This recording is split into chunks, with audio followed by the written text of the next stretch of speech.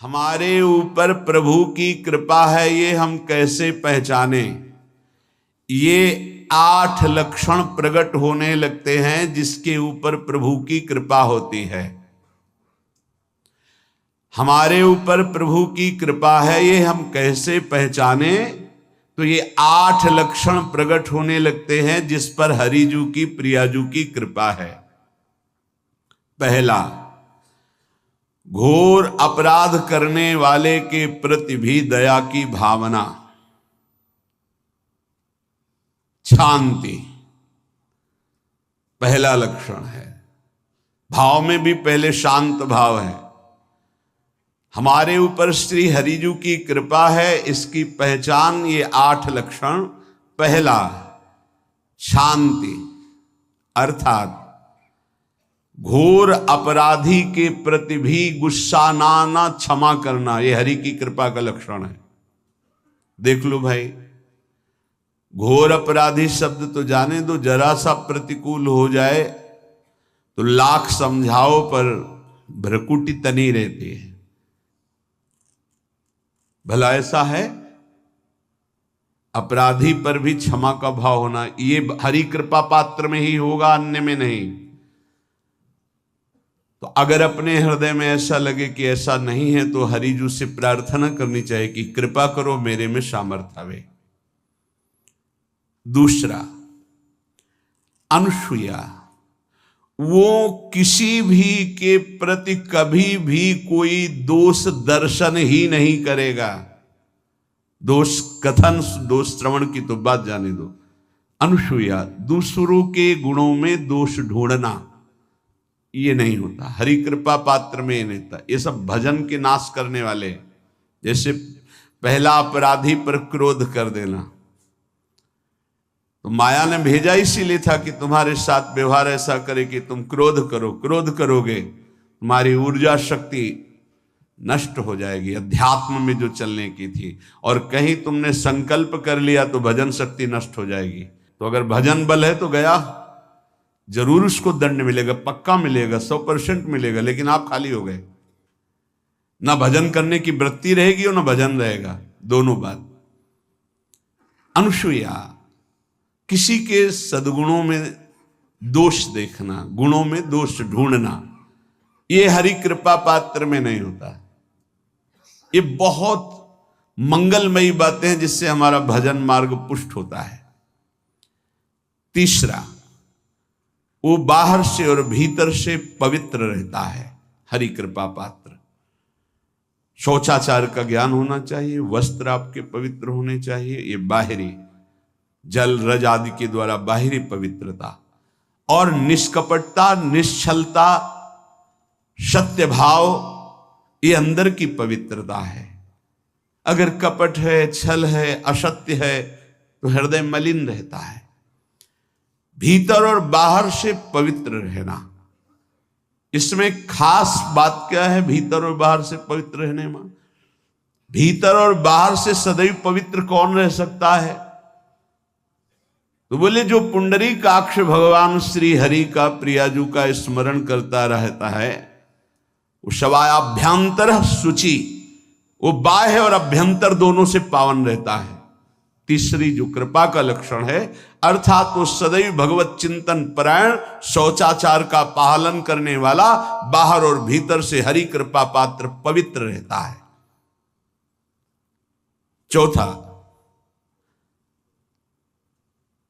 ऐसे कार्यों का अनुष्ठान न करे जिनमें हमारा भजन छूटता है, जिनमें सत्य छूटता है, जिनमें भगवत भाव छूटता है। जैसे आपके ऊपर कृपा हुई, आप भगवत मार्ग में चल रहे हैं, अब आप ऐसे संसारिक कार्यों का अनुष्ठान कर रहे हैं जिनमें आपकी चित्तवृत्ति बिल्कुल भगवत विमुख हो रही, तो जीवन का लाभ क्या होगा? लाभ तो है भगवत स्मरण सहित। कल एक ने प्रश्न किया कि मैं खाता तो नहीं हूं लेकिन मांस की दुकान में मांस बेचता हूं, होटल आदमी, क्या उचित है? ये उचित कैसे हो सकता है? तुम और भी तो व्यापार कर सकते हो। जरूरी है धर्म का पालन करने की इच्छा करते हो, धर्म आचरण करते हो, ऐसा नहीं। तो विरत बहुकर्मा, उन कर्मों से हमें विरत रहना है जो हमारे धर्म के विरुद्ध है, जो भजन के विरुद्ध है। हरि कृपा पात्र ऐसे कर्मों का अनुष्ठान कर ही नहीं सकता। अपने भजन का फल देखना भगवत कृपा पात्र के, सबको प्रदान कर देना। हिम्मत है? अपने भजन, इतनी मेहनत से किया हुआ भजन, भजन होने के बाद हे प्रभु इस भजन का फल हो, सर्वे भवन्तु सुखिना सर्वे सन्तु निरामयः। यहां तो कहते महाराज एक माला रोज आपके लिए करता हूं कि आपकी बीमारी ठीक रहे, तो शेष किसके लिए करते हो प्रभु? शेष क्या? अगर इष्ट और गुरु के लिए तुम्हारा है कि एक माला करते तो फिर इतनी माला करते तो हमें क्या होगा? सब आपको दे देंगे तो हमें क्या होगा? तभी भजन का रहस्य नहीं जाना। छठवां, अपने भजन से अपने लिए कुछ भी ना चाहना और दूसरों की तो बात जाने दो, दूसरों से कुछ ना चाहना ये तो ठीक है, अपने भजन से अपने लिए कुछ ना चाहना है हिम्मत। देखो ये हरि कृपा पात्र में हिम्मत होती है। अपना भजन अपने प्रयोग में ना लाना, इसका भी आंतरिक रहस्य है। अपने प्रयोग में आप शरीर को लेकर के बोलेंगे, अगर स्वरूप को लेकर तो प्रयोग की कोई वहां जरूरत ही नहीं, स्वरूप पूर्ण काम है, वहां कोई अभाव नहीं। जब आप कोई भाव अपने लिए करेंगे तो देह भाव होगा, देह भाव से किसी विषय की मांग होगी। विषय पूर्ति भजन का फल नहीं होता, भजन का फल होता विषय निवृत्ति। बहुत जोर की बात है, कैसे समझ में आए? अपने भजन का भी फल अपने लिए नहीं, दूसरों से कुछ चाह रखना तो बात ही जाने दो, भजन से भी कोई अन्य सुख की चाह नहीं हुई। क्या चाहिए? भजन ही बनता रहे, भजन का फल भजन बनता रहे, खूब निरंतर जप करते रहे। सातवां, किसी भी मान सम्मान कीर्ति पद प्रतिष्ठा के मिलने पर हृदय का असंतुष्ट हो जाना, यह हरि कृपा पात्र का लक्षण होता है।